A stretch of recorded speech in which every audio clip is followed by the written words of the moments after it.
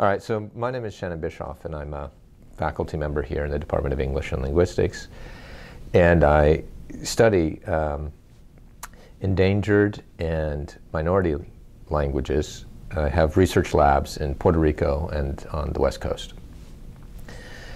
Linguistics is a rather esoteric field. There are not many linguists, and there are very few linguistic departments in the United States. Linguistics, so most students aren't familiar with what linguistics is. Linguistics is the study of language, simply put. And language is a complex object.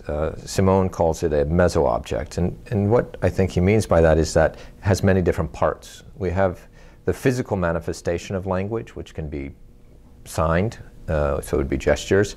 We have speech, which is simply particles of air vibrating, traveling through time. And those are physical objects that we can actually observe. But there are also the neurophysiological underpinnings that lead to the production of those real physical objects. And linguists study those, neurolinguists. Language also manifests itself in a social reality. And so sociolinguists look at the social functions of language. And of course, those social functions influence the structure, the forms that are uttered. So we can study the physical form of language and identify elements within that, like the speech sounds, words, sentences. And then we can look across languages and see if those forms occur in all languages. Oddly enough, it's kind of counterintuitive, most forms don't. So linguists that are called typologists, they want to know, for example, do all languages have subjects? Do all languages have nouns and verbs? Something we take for granted. But generally, it can be argued that perhaps those things don't exist in all languages. So we can identify those forms. Sociolinguists want to know how social scenarios can influence language choice. Men and women, for example, will use different types of language, different forms of language in certain contexts. And that's something that interests sociolinguists. Linguistic anthropologists are interested in the cultural underpinnings of why, in those social situations, individuals use different forms. So using the example of men and women, boys and girls in many cultures are reared differently. So those cultural practices lead to the different linguistic practices. And those linguistic practices lead to the choices of the kinds of language that you're going to use. So language is very complex. Those are just a few of the parts. And it's very much akin to biology in my mind. If linguistics is a study of language, this propensity that all human beings have to have if they are in a social environment, and we can study individual languages, it's very similar to biology in that if the object of study in biology is living organisms, we can study individual living organisms, and we can use the knowledge of the individual living organisms to better understand living organisms in their totality, the properties that all living organisms can share. So biology is also a mesoscience because living organism is a meso-object, right? Very, very complex. And in biology, you have different subfields. You have mammalogy, botany, biochemistry. And no individual subfield of biology can tell us about living organisms in their totality. It's when you bring the knowledge that each of these individual subfields have together that we understand living organisms. And it's the same for linguistics. We can study language from its physical form. We can study the speech sounds. That would be phonetics. We can study the small units of meaning that combine into words, things that we might call affixes or prefixes. That would be morphology. We can study how words combine to create larger structures like sentences. That would be syntax.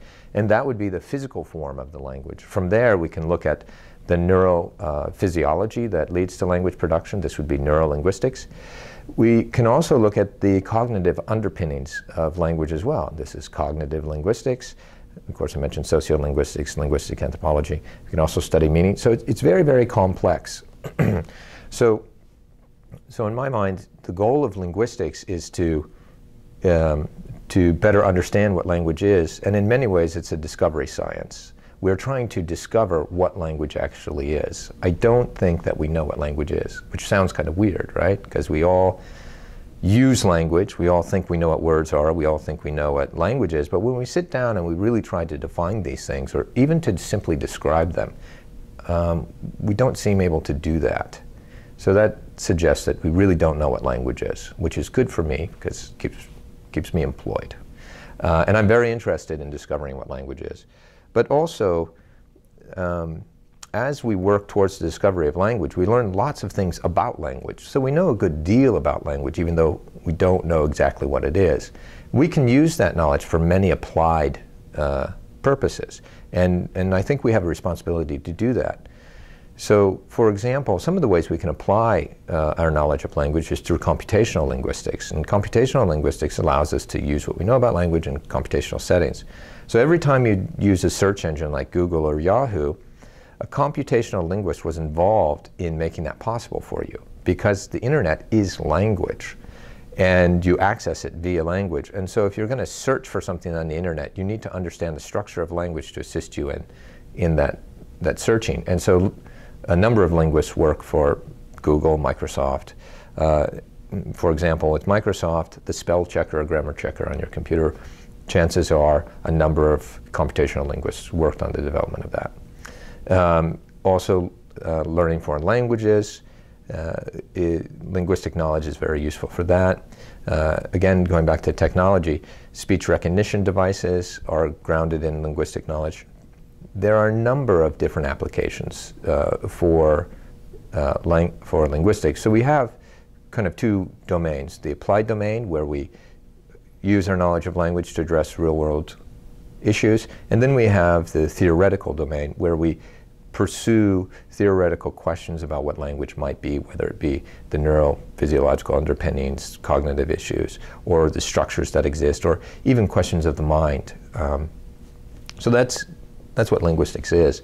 And so I was trained, I'm very interested in language in its totality. And I just told you that's very complex. And an individual, it's simply not capable for an individual to really pursue language in its totality. So I have two major research groups that I work with because I can't do it all naturally. And the expertise needed for many of these things is beyond me. So I have two research groups, and the goal of my research is to understand language in its totality and to bring linguists that look at language from different perspectives together and look at one particular problem from their different perspectives to solve, to expand our knowledge. But before I could do that, I did have to have some very broad training. So my training in linguistics, I studied linguistic anthropology with Jane Hill at the University of Arizona. At the same time, I studied formal or mathematical linguistics in the Department of Linguistics at the University of Arizona. So I did a double major when I was working towards my PhD. And then I also studied computational linguistics. Linguistic anthropology gives you the skills to understand the social and cultural nature of language. Formal mathematical linguistics allows you to create mathematical models of how language might manifest itself in the mind and the brain. And computational linguistics allows you to create software programs that allow you to test those mathematical models to see if they're correct or not. And so I work with lesser studied languages. These are languages that haven't been studied by linguists very much. And to access the data that I work with from the mathematical formal side, I have to understand the culture. So that's why I have to study these three domains. So in my current work, I have a research lab in Puerto Rico where we look at English and Spanish bilingualism. Most of the people on the planet are multilingual. Monolinguals are a bit unusual. And so that seems to be the natural state of language. And in our research lab in Puerto Rico, I have colleagues from Europe, the Caribbean, and across the US. These colleagues are psychologists that look at cognitive underpinnings of language. We have neurolinguists that work with us doing brain imaging. We have sociolinguists, pedagogical linguists, so that our findings can be immediately used for applied methods. We have formal mathematical linguists looking at theories about the mind and the brain and language.